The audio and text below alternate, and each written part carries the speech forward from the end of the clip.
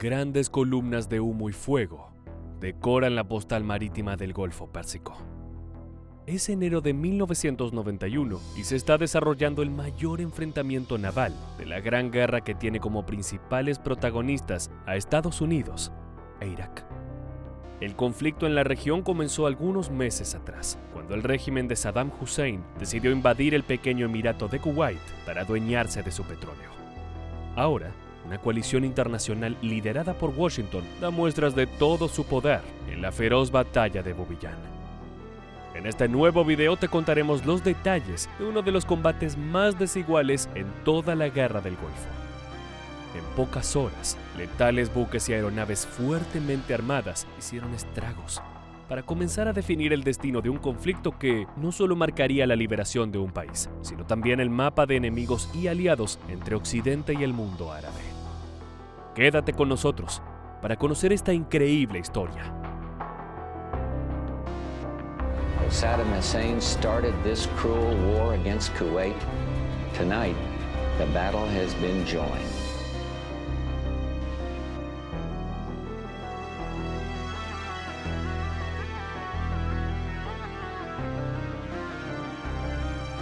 La historia de esta lucha naval es parte de una guerra que había dado sus primeros pasos tiempo atrás.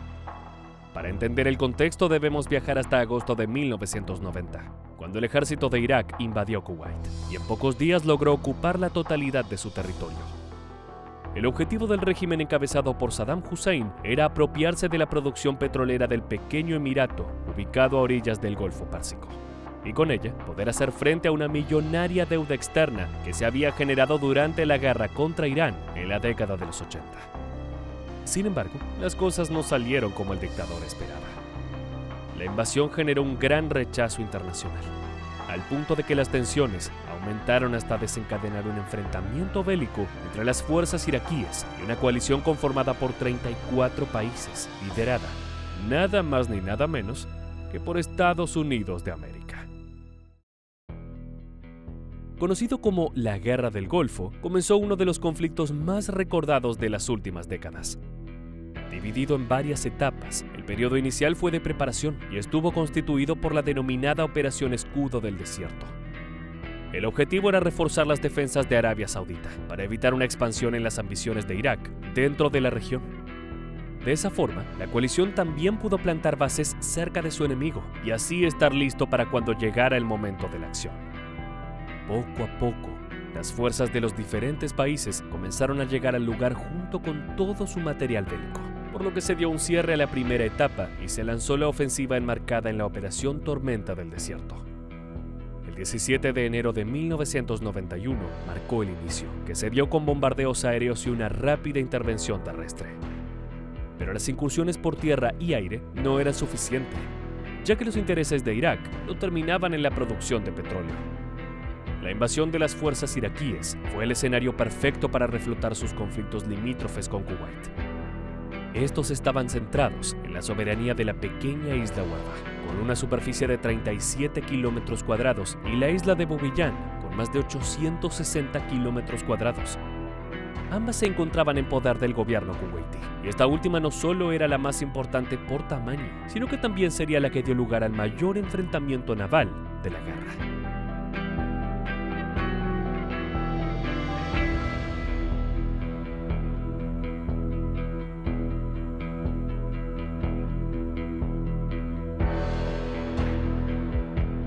La acción marítima comenzó durante los primeros días, cuando buques y aeronaves de Estados Unidos, Gran Bretaña y Canadá interceptaron a las fuerzas navales de Irak mientras trataban de huir hacia el territorio de Irán. Los invasores habían tomado esa decisión luego de darse cuenta de que las acciones de la coalición involucraron una masiva flota en el Golfo Pérsico, y la desventaja era muy grande para dar batalla.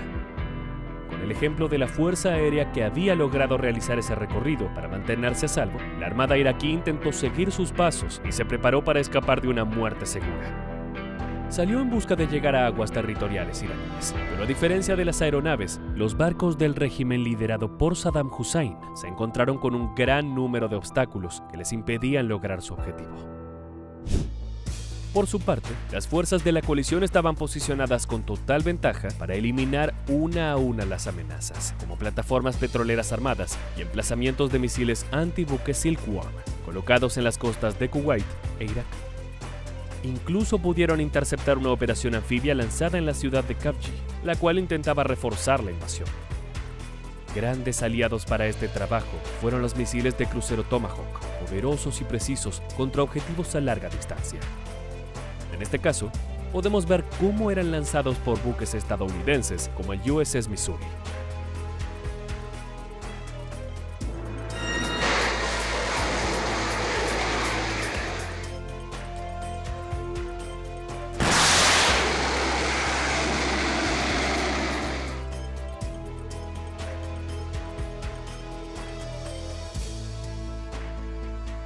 Ahora solo quedaba por cumplir el objetivo central de los aliados, que consistió en dañar y destruir las diferentes embarcaciones enemigas, específicamente las que contaban con capacidades lanzamisiles.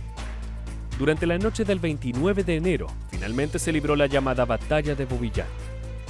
El brutal conflicto comenzó cuando un A-6E Intruder de las fuerzas estadounidenses realizaba una misión de reconocimiento y localizó 4 buques sospechosos al sur de la península de Al Fo.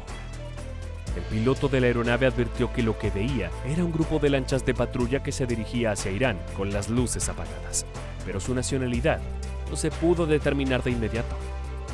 Debido a que varias marinas de diferentes países de la coalición se encontraban operando en el norte del Golfo, era crucial la confirmación previa para evitar el fuego de fuerzas enemigas que pudiera generar un incidente internacional. Llegó la identificación y, como era de esperarse, se trataba de buques enemigos. El A-6E obtuvo la autorización para lanzar bombas guiadas por láser a 2 de las embarcaciones y luego solicitó apoyo de un FA-18 y 2 CF-18 canadienses para culminar la destrucción de las naves restantes. Sin embargo, era apenas el comienzo de lo que se transformaría en el enfrentamiento naval más importante de todo el conflicto bélico. Un día más tarde, los esfuerzos de los combatientes iraquíes continuaban. Un gran grupo de barcos con bases en As-Subair y un Quasar se sumó al intento de huir hacia Irán, pero fue detectado y atacado en la cercanía de la isla de Bobillán. La contienda se extendió por 13 largas horas y terminó con un saldo de más de 20 enfrentamientos contra buques de superficie de la Armada de Irak. Del lado de la coalición, los principales protagonistas fueron los helicópteros Lynx de la Marina Real Británica, los CF-18 Hornet de Canadá y una variedad de barcos en su mayoría estadounidenses. Finalmente, los aliados lograron destruir un total de 21 embarcaciones enemigas, entre las cuales se encontraban las lanchas patrulleras clase Shuk, los dragaminas T-43, los buques anfibios Polnognay y los barcos de misiles TNC-45. Con el pase de las jornadas, la guerra se fue prolongando, pero llegó el anuncio que anticipaba el final.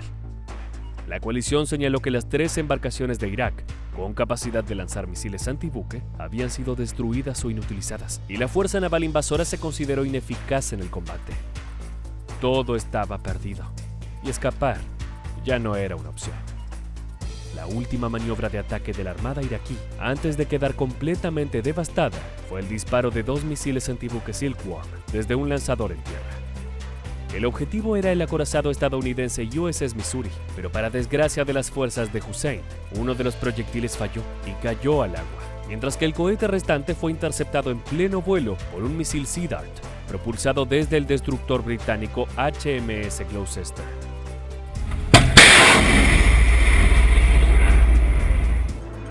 El HMS Gloucester es un destructor tipo 42 de la Royal Navy, diseñado con un casco alargado que proporciona mejores cualidades de navegación y mayor resistencia. Fue uno de los buques más destacados durante la batalla de Bobillán, y la intercepción que llevó a cabo con un Sea Dart ante un proyectil antibuque fue el primer ataque exitoso de un misil contra otro. A su historia también se le puede sumar la de un gran actor del combate naval más feroz de la Guerra del Golfo. Hablamos del USS Theodore Roosevelt, el cuarto portaaviones de propulsión nuclear de la clase Nimitz estadounidense. Este conflicto fue el primero en el que entró en acción y lo hizo de gran manera. Realizó alrededor de 4.200 salidas, más que cualquier otro carrier, y arrojó unas de 2.000 toneladas de municiones antes del alto al fuego del 28 de febrero. El Gloucester y el Roosevelt cumplieron un rol importante para eliminar por completo todas las amenazas para las embarcaciones de la coalición en el Golfo. De hecho, entre la batalla de Bubiyán y una serie de ataques aéreos contra instalaciones portuarias, la Armada de Irak dejó de existir con un saldo de 143 buques de guerra destruidos o gravemente dañados. No caben dudas de que este resultado fue el reflejo de la desigualdad entre las fuerzas al mando de Saddam Hussein y la alianza liderada por los Estados Unidos. Algo que también se pudo ver con claridad en el saldo de la Guerra del Golfo, que incluyó la muerte de 30.000 militares iraquíes contra menos de 500 hombres perdidos de la coalición. Acercándonos al final de este video, podemos asegurar que el contundente triunfo naval fue una de las claves para ganar la guerra y conseguir que el gobierno de Irak finalmente aceptara retirarse de Kuwait, país que recuperó su soberanía el 3 de marzo de aquel 1991. No obstante, como mencionábamos al principio, el conflicto también dejó su marca en otros aspectos. Es que el duro golpe sufrido dejó debilitado al régimen de Hussein, y eso fue aprovechado por los chiíes y los kurdos para iniciar rebeliones en el sur y en el norte de Irak. Además, eso se vio acompañado por un nuevo rol de Estados Unidos, quien aumentó considerablemente su presencia en el Golfo Pérsico, con el fin de garantizar la normal producción y distribución del petróleo. De todas maneras, no todo fue ganancia para los norteamericanos. A pesar de ganar un aliado en Arabia Saudita, se llevó un fuerte resentimiento del mundo árabe, del cual se nutrieron diversas organizaciones terroristas para reclutar nuevos miembros y fortalecerse. Ahora sí, llegó el momento de despedirnos. Muchas gracias por acompañarnos. Te invitamos a sumarte a nuestro canal y quedarte atento para volver a encontrarnos en nuestro próximo video de aviación militar.